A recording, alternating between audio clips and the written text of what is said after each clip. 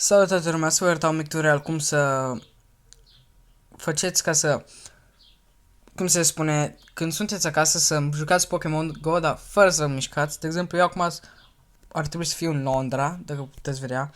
Sunt la mine acasă, sunt acasă, stau în pat, numai fain. Vedeți? Deci e aici în Londra. Hai să învăț ăștia. Deci, hai să vă arăt acum și tutorial cum să faceți. Uite, iar mi s-a schimbat pe ăla meu. Deci așa. Al mai masă. Era fain. Anyway. Aici ar trebui să mergem noi, unde sunt acestea. Primul rând, ieșiți de pe aplicație. Căutați și veți descărca fake GPS. De pe noi nu contează.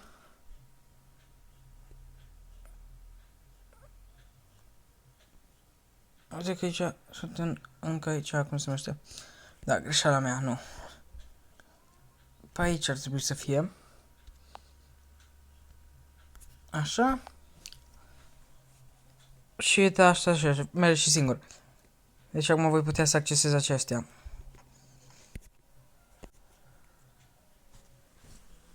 Fără să mă mișc mai deloc eu. Deci aici vă fac majoritatea Pokémon-uri ce mai șmecheri. Vedeți, mi s-a schimbat iară pe cea meu. Și a schimbat înapoi aici. Așa. Hai să dăm. Hai să ies din aplicație să mă duc mai aproape de celălalt să pot să folosești pe celălalt. Așa, mă duc pe ce facem pe aici. Așa, pornește. Intrăm pe joc înapoi. Și din câte puteți vedea și caracterul meu se mișcă. Dar văd că tot nu reușesc să ajung la acela. Nu e nimica. Hai să dăm pe aici. Nu prea pun niciun Pokémon mai special. Dar să mutăm acum țara. Pe GPS. Gem London.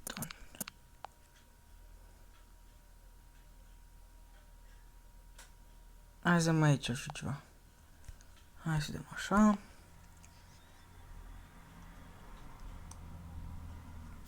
Și cum vedeți m-am teleportat instant aici în mijloc. La aceasta, cum se numește, hai să învârtim.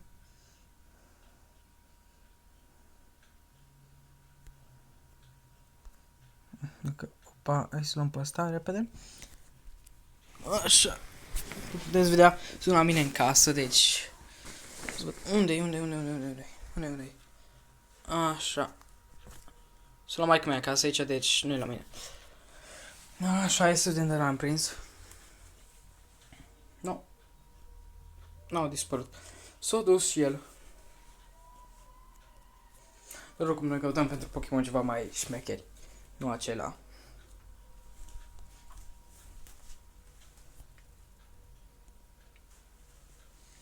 Ce sunt foarte multe. De acestea cu luri pe ele.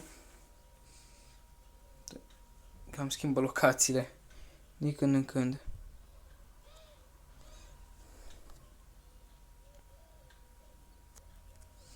Hai să prindem și asta.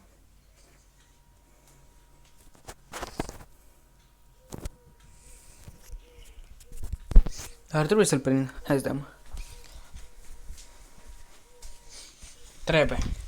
Nu, nu mai s-a dus. Vom sta pe aici.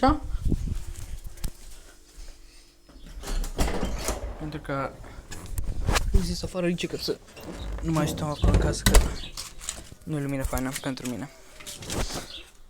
Așa. Băi, aici ceva Pokémoni.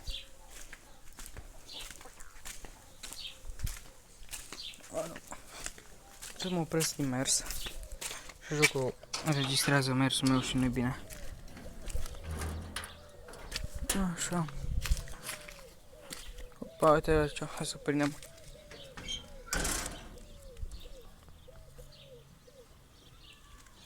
Sper că îl prinde de data asta.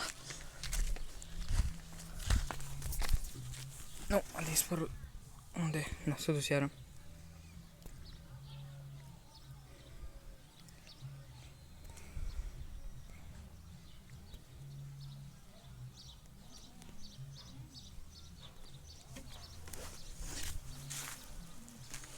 se încarcă mapa.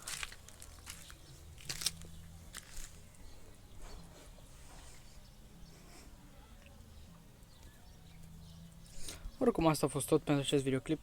Ori am tutorial cum să vă schimbați locația fără să ieșiți din casă pentru Pokémon Go, să prindeți Pokémon sau chestii. Deci cam atât a fost pentru acest tutorial. Vă mulțumesc că m-ați vizionat și dați like și subscribe dacă v-a ajutat.